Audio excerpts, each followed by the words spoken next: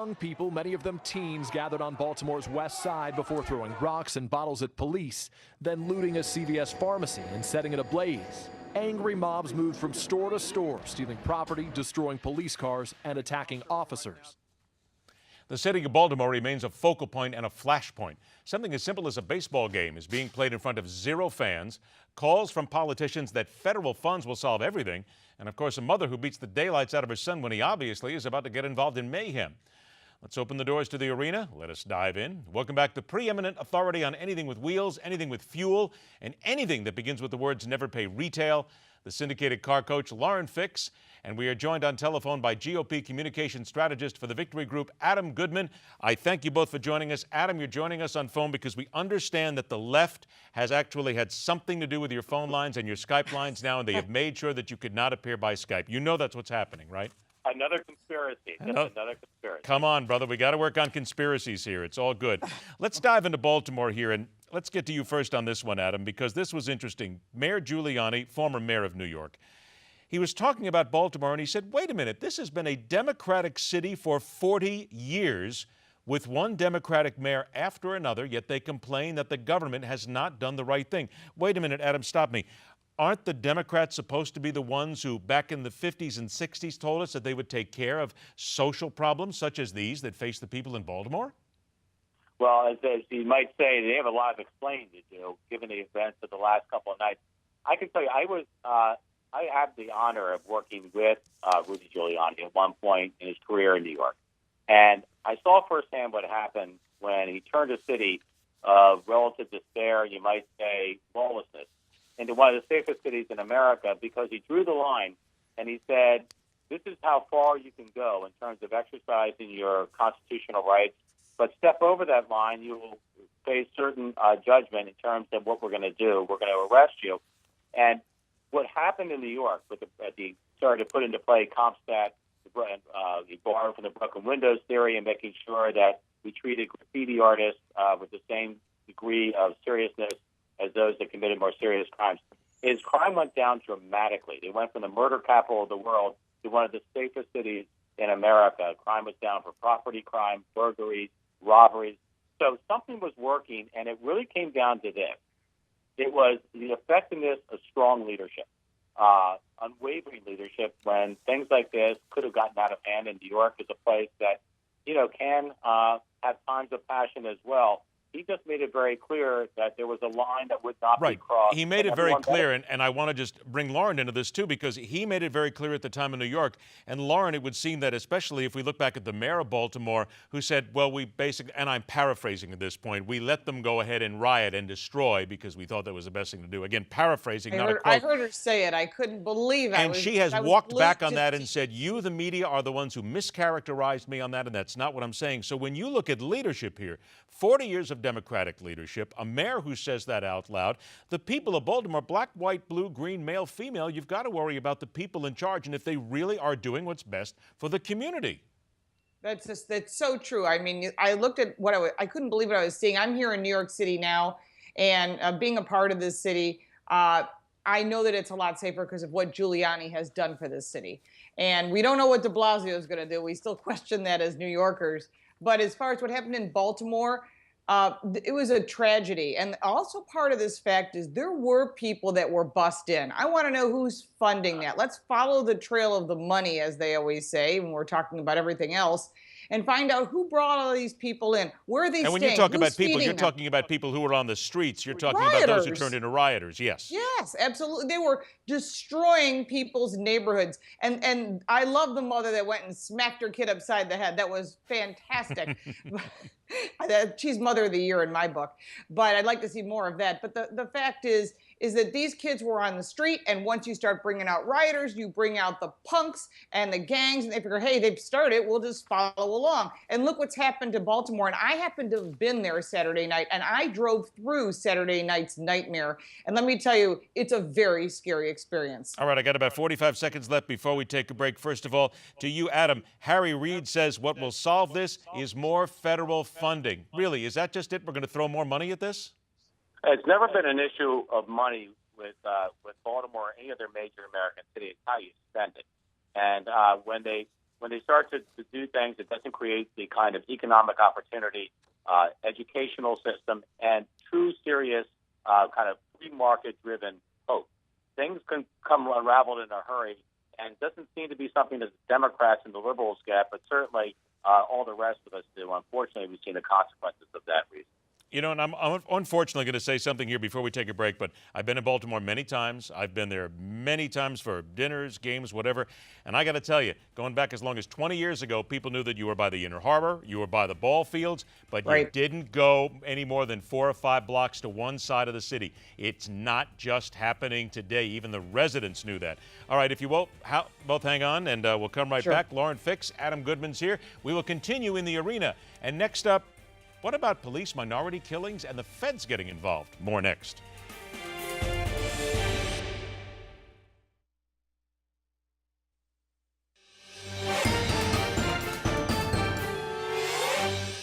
Second half of the arena now in session. Welcome back. The syndicated car coach Lauren Fix. And look, the controversy, and it's over.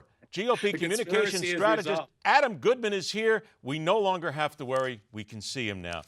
Whew, boy, I am so glad, because I was worried about the next conspiracy.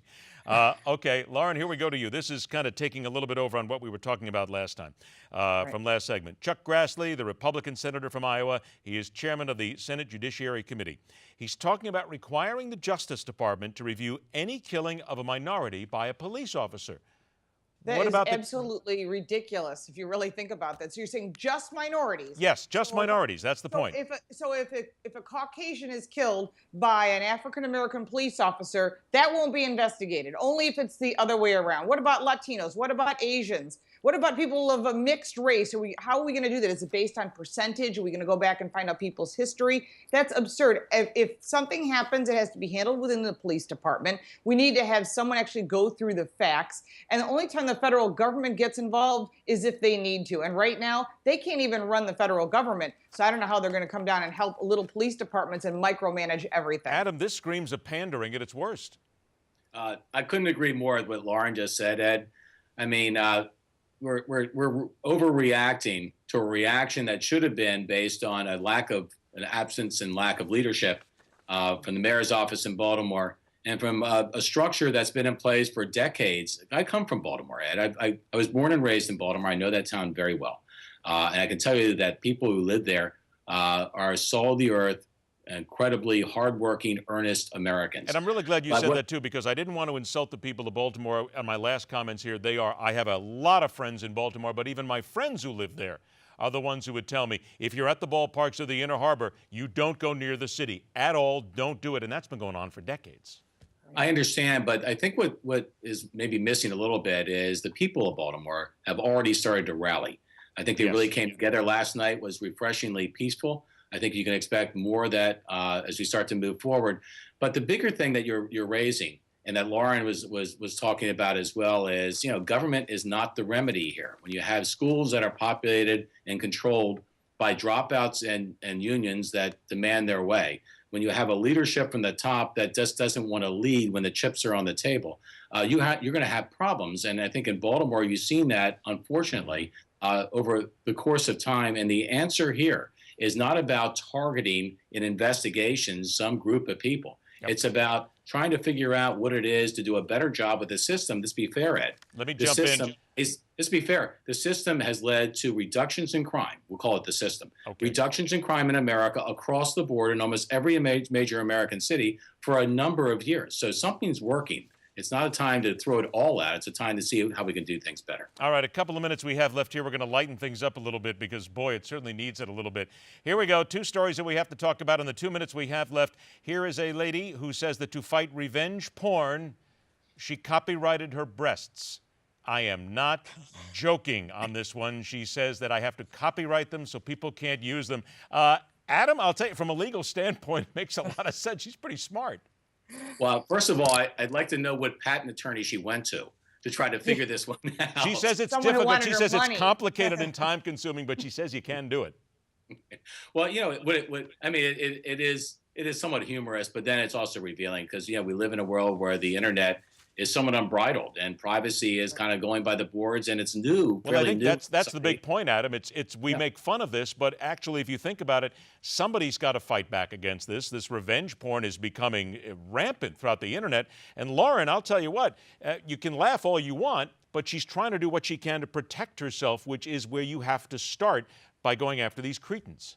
Well, unfortunately, a lot of people, one of the first things you can do, anyone who's listening or watching, make sure to have your camera, close your computer, shut off your computer, because some of these Trojan horses that you open in your emails, Yes. you may not even know about it. So, and the light does not have to turn on your camera, on your laptop, or any of your devices. Well, so but don't leave all send this that stuff the to your other room. boyfriends and girlfriends. That's where it is. A lot of these videos Really? and pictures all get sent and then they get used again. 45 seconds, a quick answer from both of you.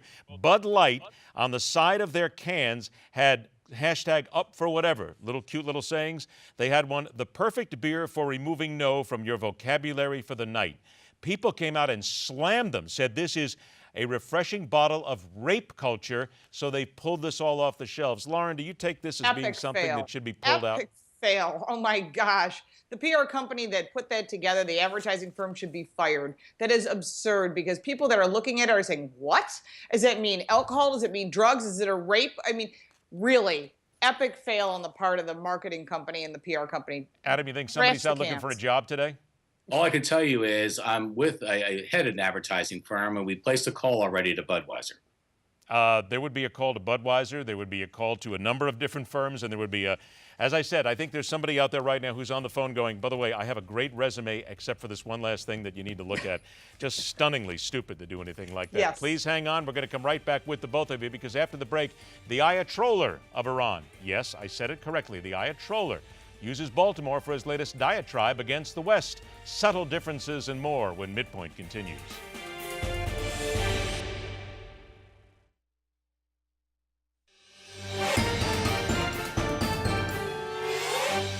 It may come as a surprise to some that Iran's Ayatollah Khomeini is a proponent of the latest social media platforms. Less surprising, though, is his pleasure in using said platforms to condemn the U.S. and its allies whenever an opportunity presents itself. Take, for instance, if you will, a couple of things here. From the torture and treatment of terrorist detainees, which this is the Ayatollah first going at it, to the heartbreaking plight of the Yemeni people, which of course he's willing to go ahead and take a shot at. Now Baltimore has provided the Ayatollah with the latest ammunition for a Twitter-based attack. And today we're going to ask the folks who are with us if they can actually identify the vitriolic musings of the Ayatollah from those compiled by the MidPoint team. This basically comes down to a troll or no troll. I got to tell you something. First of all, welcoming back both Adam Goodman and Lauren Fix. The Ayatollah of Iran trolling on Twitter itself, first of all, does not sit well with me for some reason. It just Get off our social media platforms. Thank you. Okay, there you go. Get off Period. my lawn. Get off our platforms, right, Adam? Right. I mean, Absolutely. get rid of them. Okay, here we go. Here comes the first one here, troll or no troll. And again, if this was something that came from the Ayatollah, if you will. U.S. police kill people over any excuse. This type of power doesn't ensure security, but leads to insecurity. Adam. Oh, absolutely. I mean, if we're going to be completely hypocritical, absolutely, he said that. All right, with the hashtag Baltimore in it. Lauren, are you? Troll, absolutely the troll. All troll, Yeah. Full troll, exactly Full what it is. troll. Thank you to the Ayatollah. Make sure he puts Yeah. Baltimore in there. That a boy. Yeah. Get Mr. off, Hypocrite. Get off our lawn again. There you go. Here comes another one. The U.S. kills more of its own people than any other nation. Hashtag Freddie Gray. Lauren. It's probably the troll again. Probably the troll again. Adam.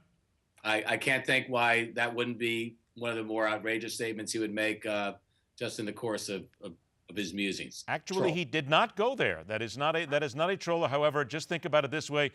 We made the mistake of giving him an idea. Here comes, which we don't want to do, please. Here we go, another one. The hashtag U.S. didn't abolish slavery. They just stopped calling it by its name. Hashtag Baltimore. That is harsh. What do you think, Adam? Ooh. Absolutely, he said that. Just as he said that, America is a major enemy of human rights, which is probably the one that takes the prize. And to Lauren? I'm going to say no troll, because I hope no one's stupid enough to put that post up. Honestly enough, there you go, Lauren. For once, the Ayatollah is not that stupid, though he will, of course, do a lot of stupid things. He did not say that. We would probably expect, though, something like that will come down the pipe any moment now.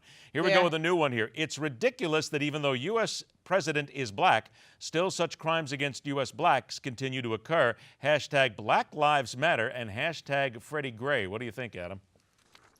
It's interesting that when you hear the words "lives matter" coming from this gentleman, after all that they do and all the atrocities they You're commit, being I say nice. He's not a gentleman. Yeah, see, I think that might be the tip-off there. What do you think? Oh, by the way, troll or no troll, do you think that is the Ayatollah, Adam? it's the Ayatollah. And Lauren? Sadly, it's the troll. Yeah, that is the troll, and I think you bring up a great point there, because here's a guy talking about crimes against anybody and talking about Black Lives Matter for a country that doesn't seem to care about any lives, even within their own borders. Here comes the next one. Even abolition of #slavery and #US wasn't based on humanitarian intents, but on North-South wars and conflict between landowners and industrialists. Heady stuff, if you will, indeed, for the Ayatollah. Yes or no, Lauren? I say no because that's too long to be a tweet. I'm liking that one right there. Okay, so a no. And Adam? I say a yes because I don't think he lives by anyone's rules, including those on Twitter. So I'd say that's absolutely a troll. Yeah, he has the extended version. Somehow he was able to hack the system. That was the troll, actually. That is genuine Really? and well played by both of you, even though you got it wrong, Lauren. 30 seconds. Here's the last one. Don't believe the hype. #NWA, hashtag Black Lives Matter. Troller or no, Lauren? No troll. No troll. Adam? Too short for him. I agree with Lauren, except I think it is a troll because that's the way he talks. Lives matter from this guy is taking the cake. He said absolutely fake. He did not say that. I'm concerned about this. I don't think we're going to go down this road again because I don't want to give these clowns any more ammunition. I feel like, unfortunately, we just did for these guys, and they don't need it at all. Adam Goodman, Lauren Fix, always a pleasure to have you both on the show. Thank you so much. Don't forget the car coach. LaurenFix.com, actually, to check her out there. We'll do that. We'll talk to you again. Adam, thanks for joining us. Thanks, Ed. All right, everybody, take care. We'll see you again next time. No more ammunition for these folks. Rock on, true believers. Thanks so much for joining us. We're back again Thursday, Friday Eve, with another edition of the show that questions everything on MidPoint.